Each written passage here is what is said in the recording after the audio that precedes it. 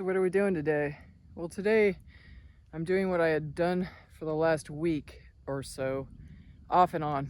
I mean, I can't dedicate everything to this task that I have to do every year for maintenance.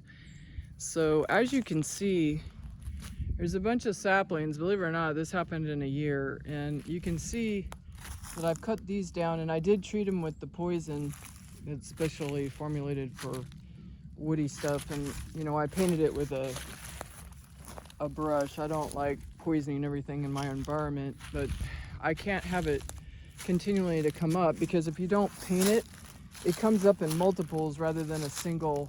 So I can see where I was hasty and I just cut it back hoping that it would die, but it didn't, and it just grew back.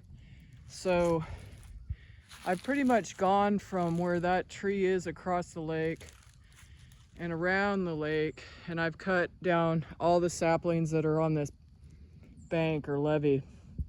And you can't really mow it because it's too steep. I suppose somebody that has like a flailing motor can probably cover a little bit of it, but I don't think all of it. And as you can tell, the water line was way up here at one point. And as it recedes, the trees go bonkers because they have a nice water source and everything else. So, you know, my goal next time will be to chop all these and paint them with the poison. But I mean, I started pretty late today. I had things to do for my master's degree.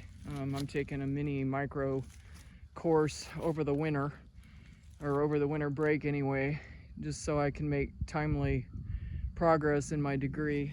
And so I'll just keep on working on this. And out there, those are my duck hunters decoys. They haven't landed in my pond yet, but they have landed in the pond down the street, so they're around.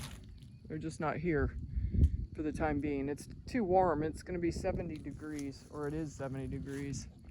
That's going to be our Christmas, 70-degree Christmas. So anyway, that's what I'm doing for the next little bit. It's basically mind numbing. You just, you know, you either take a pickaxe on the small stuff, or you have to chainsaw this stuff that's just too big for that. And my point is that I try to either get it below the ground with the pickaxe, or just cut it above the ground and poison it with the poison so it won't grow back. And ideally you do it right after you cut it, when the tissues of the plant are going to absorb more of the poison. So you've seen me talk about this before, but you know, it's, you know, sometimes farming is just a one-sidedness at a time, and you can get through it.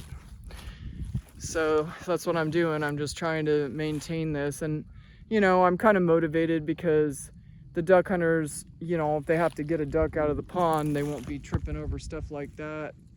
And that's only after really a year. That's just amazing how it comes back. And of course, the trees grow where I don't want it, and they won't grow where I do want them. My selective trees like pecans and redbuds and things that I think are pretty. And I planted, you know, some other trees as well, but I need them in strategic places. So basically, you know, that's the definition of a weed. It's a plant that's in a location that has a mosquito. It's in a location that you don't want it. And that's pretty much what these trees right now represent. But anyway, that's what we're doing today.